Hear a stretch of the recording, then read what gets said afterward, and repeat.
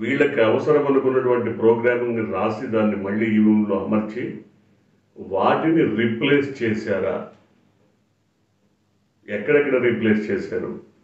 ఎన్నింటిని replace చేశారు? దేశవ్యాప్తంగా జరిగిందా?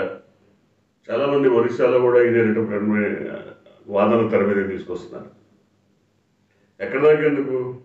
ఆంధ్రప్రదేశ్లోనే 2019లో 40% ఓట్స్ వచ్చినప్పుడు 23 సీట్లు వచ్చాయి.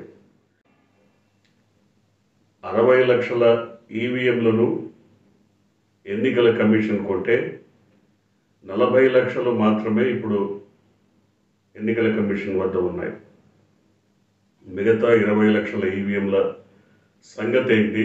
వీటిని ఎందుకు కేంద్ర ప్రభుత్వం కానీ, ఎన్నికల కమిషన్ కానీ, లేదా అత్యున్నత న్యాయస్థానం కానీ ఎందుకు పట్టించుకోవట్లేదు?